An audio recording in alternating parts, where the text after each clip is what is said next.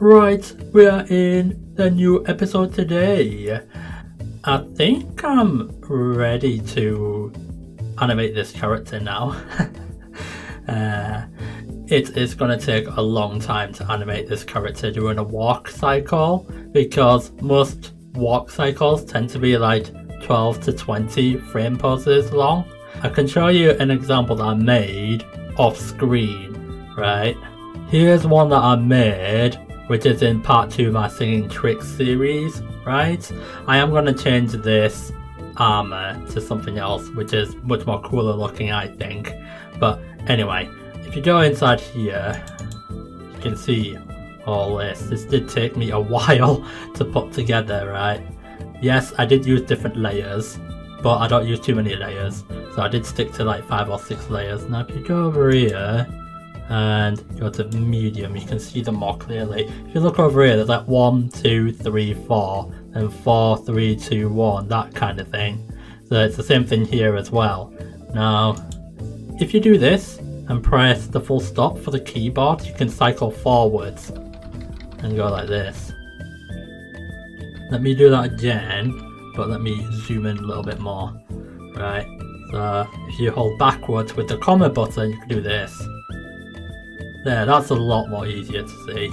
So you can see it like this. So this is kind of like a quick turn sort of thing of how I actually did this before. Oh, one thing, I did do this off screen, right? And it's where I did do this, right? And then I pressed this, and then I call one label. There we go. And then I press F5. Oh no, it's F6, sorry. Right, and did it that way. And then put like a digit in each of them so that you can actually see it more easily than this. So if you go here, then go into this field, and then press 1. That's how you do it. So you can keep that separate from that so you don't get mixed up what's what. And yes, it's the same thing with lip syncing. Like saying how are you, you can actually put in the word how are you, but you'll need to zoom in more with this and make it large like that. So you did that so that you can actually fit all the different words in for the lip syncing, because that's how some animators do that as well. So yeah, there's that as well. But in this episode we are going to be using a label. And then you can just take it out once you're done with it, so you know. Right, okay.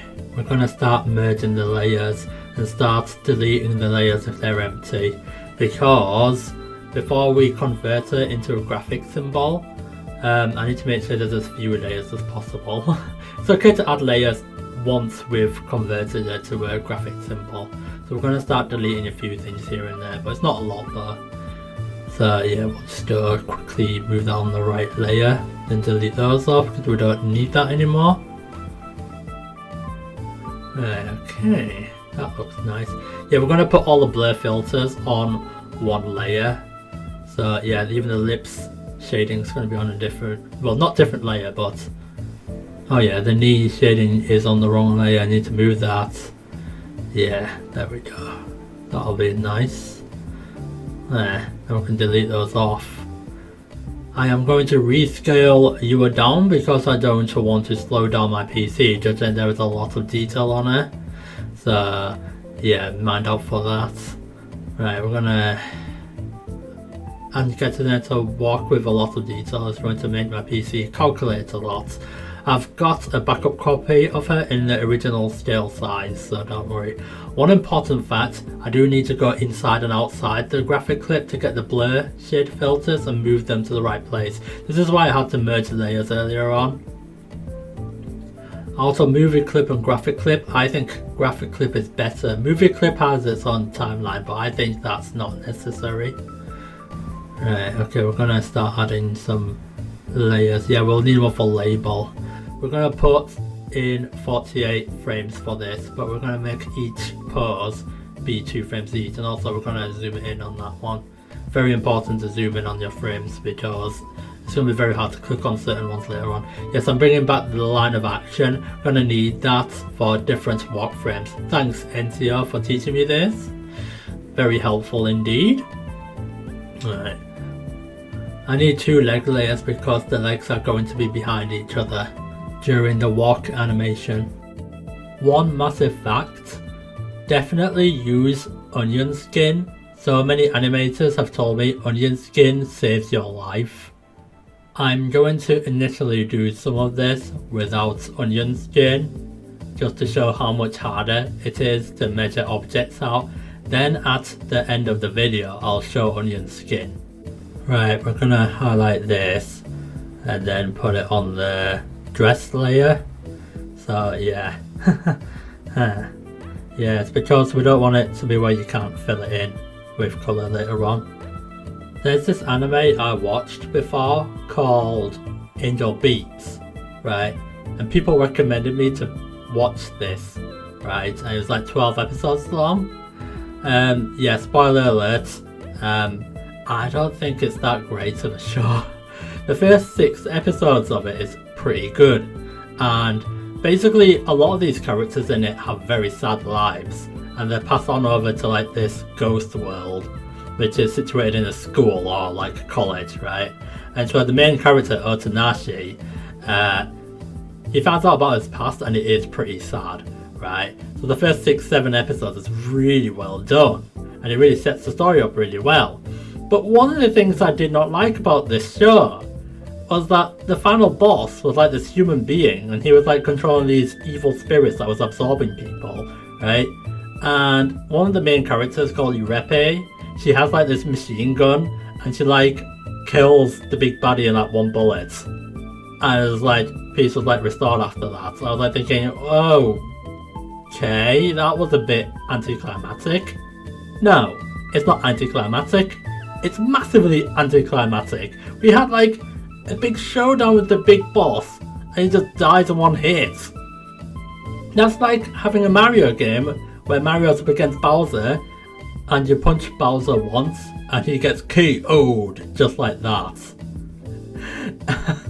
It's just like, come on. Someone did point out in a review for Angel Beats the anime with Otanashi and Yurepe in it, and someone said that the director behind the series had to budget cut the episodes because it was originally supposed to be like 24 episodes long instead of 12 episodes.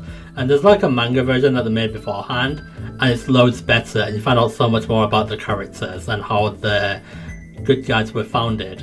Another problem with Angel Beats was on the very last episode, and it's where there was like 5 students and they were like singing together, and it sounded very, very out of sync, and you could tell that the voice actors behind that scene just really rushed it. So we'll just say leave it as that. It's like you can't really describe it very well unless you actually watch that last episode. It's like so rushed, and it's just like the animation quality was really good, it's just the voice acting quality was really bad on that 1 episode. I don't know what was going on there. Anyway, I digress. One very important fact to remember, make sure you divide the frames up. If you don't, you are going to have objects in the wrong places. Another aspect of 2D animation is that you have to constantly toggle on and off the layers and the color fills and such. I know, it kind of gets annoying, but that's just the way animation is.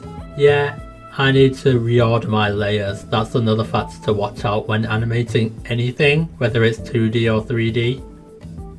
People have been asking me what happened to the Blender 3D videos. I put it on hiatus for years because there was like a new version of Blender that was released, which is free, and when I tested out the new version of Blender, they changed the controls completely, and a lot of features that are in the new versions of Blender are not in the version of Blender that I use, so it's like you have to learn from scratch all over again. So I just got sick of it and just thought, right, let's just go back to 2D. Oh yeah, a few years back I joined a website called Vlair. Some people pronounce it as Vlair, and I pronounce it as Vlair. Right, and it's a German-based website, but you can use it even if you're from like an English-speaking country, so it's fine, right? And it's where I came across this 3D animator, and he made like this 3-minute video, and he said in his description, oh, I spent 600 hours making this 3-minute video. And I was like thinking, I don't quite believe him on that one. I don't think anyone would spend 600 hours on one video, especially if it's 3 minutes long and that's it. Like, that's far too much work for too little, don't you think? I mean, I know I've spent over 100 hours making a 3D Blender model like this one here, but because that took so long, that's why I decided to just drop 3D for a long time. So that's why, because when you spend so long on something, it doesn't have to be anything IT related, it could be on sports or something else entirely different. When you spend so much and just gain so little, I don't think it's really worth the investment, do you? For instance, one of the exercises I did was called sit-ups, right? And I did that for like weeks on end, and other gym trainers that I've come across have told me, no, don't do that exercise, do leg raises, do planks, that kind of thing, and you get way more results. So basically sit-ups don't actually help, and I've done over 1,000 of them in one day before, a long time ago. I wasn't seeing results, but as soon as I do other exercises, it's actually worth the investment. So yeah, so that's another example of don't spend too long on one thing that doesn't get you much returns. Yeah, I am drawing on the label layer. Don't worry that much if two layers have the same name or you have a drawing on a layer with the wrong name, as long as you know what you're doing.